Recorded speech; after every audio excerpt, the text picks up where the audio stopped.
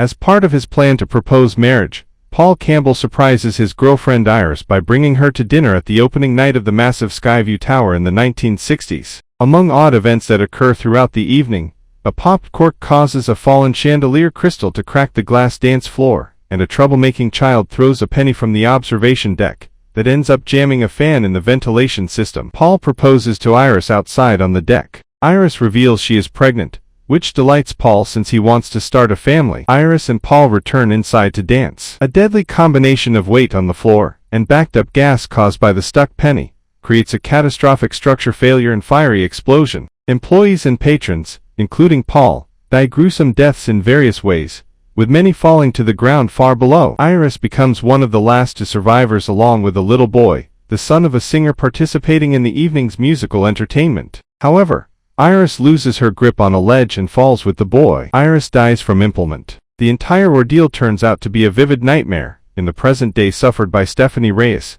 a gifted math student in danger of losing her college scholarship because she has been disturbed by this recurring dream for 2 months. Connecting that the woman in her dream has the same name as her estranged grandmother Iris, Stephanie returns home to learn more about her family history in hopes of stopping the dream from returning. Since her mother Darlene left when Stephanie was 10 and her father Marty is unhopeful, Stephanie and her younger brother Charlie visit their cousins Eric, Bobby, and Julia. Stephanie asks her uncle Howard about his mother Iris, but Howard only advises that Iris is a disturbed woman, obsessed with death, as he recounts how the family cut ties after the state took away Iris' children. Stephanie convinces her Aunt Brenda to give her Iris' address. Stephanie finds her grandmother living an isolated life in a heavily fortified cabin in a remote forest. Stephanie tells her grandmother about her recurring nightmare. Iris tells Stephanie that the dream is actually a premonition Iris had back on that fateful night, when Skyview Tower collapsed. Iris explains that after she saw a vision of the deaths and destruction while Paul was proposing,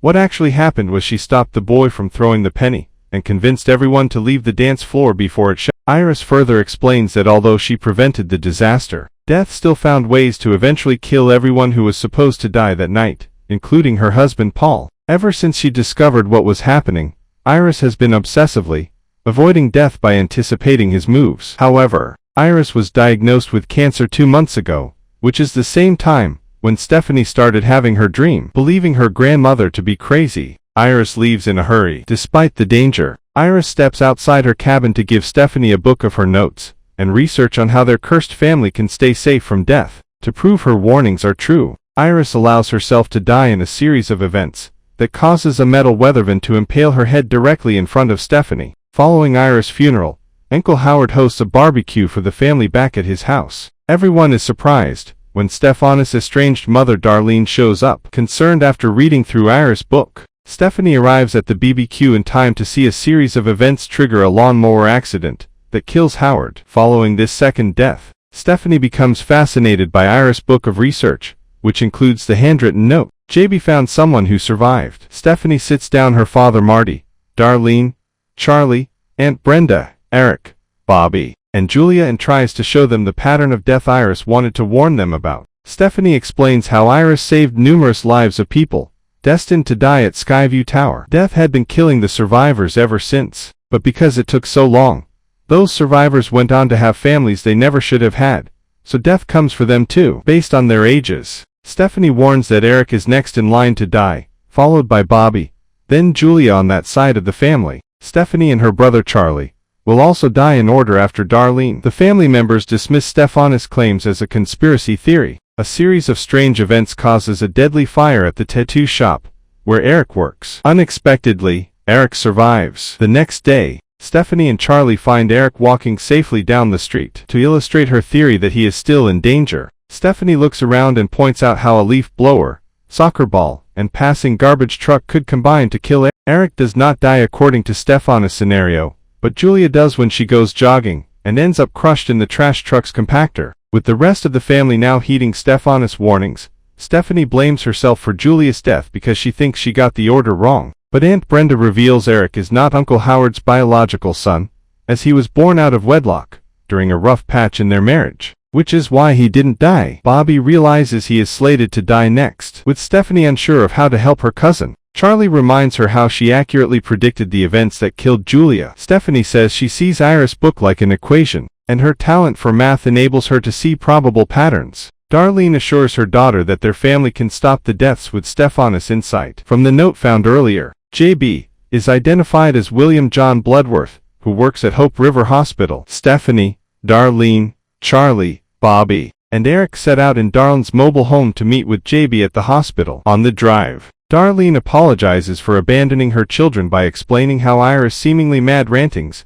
made her afraid of ruining her own kids' lives. At the hospital, JB identifies himself as the little boy Iris saved at Skyview Tower. Since he would have been the last to die, he tracked down Iris later in life and they collaborated on research into escaping death's machinations. JB tells everyone there are only two ways to break the cycle: kill someone else to take the time they had left, or die and be resuscitated like Kimberly Corman once did. Eric and Bobby sneak away from Stephanie, Darlene, and Charlie to enact a plan to kill Bobby through his peanut allergy and have him revived by nearby doctors. Unexpectedly, a series of events magnetizes an MRI machine, which pulls out a wheelchair and Eric's piercings, causing Eric to be painfully mangled to death as he's propelled into the machine. Magnetization also kills Bobby by launching a vending machine coil into his head, deeming Iris' fortified cabin as the safest place for them to be. Stephanie, Darlene, and Charlie drive the RV to Iris' cabin. Along the way, the penny Iris took from the little boy in the 1960s falls from Iris' book and is recovered by an old woman. Stephanie,